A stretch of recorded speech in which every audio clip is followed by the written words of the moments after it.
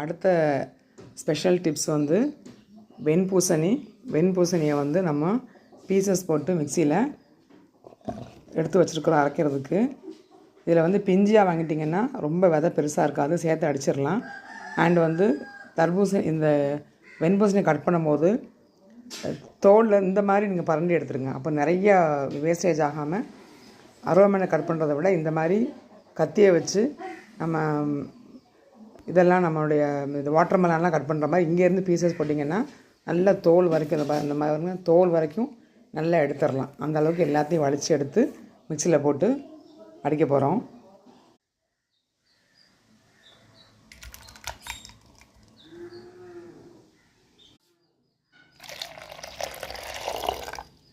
அதை நல்லா அப்படி கரைச்சி விட்டுட்டு தண்ணி வந்து ஒரு கீத்துக்கு வந்து ஒரு 4 டம்ளர் ஊற்றலாம்.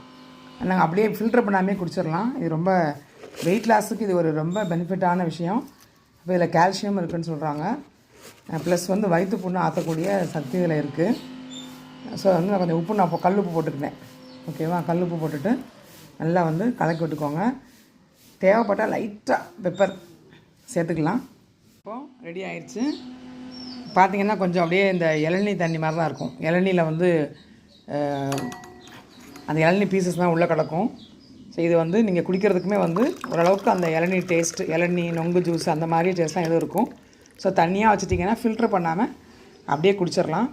ஸோ இந்த மாதிரி ட்ரிங்கை வந்து வீக்லி ஒன்ஸு அல்லது ட்வைஸு நீங்கள் குடிச்சிட்டிங்கன்னா வெயில் நேரத்துக்கு ரொம்ப நல்லாயிருக்கும்.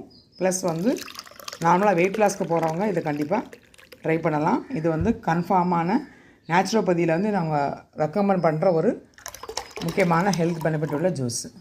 ஸோ நீங்களும் இதை ட்ரை பண்ணுங்கள். சிம்பிள் ப்ரிப்பரேஷன் தான். Healthy living.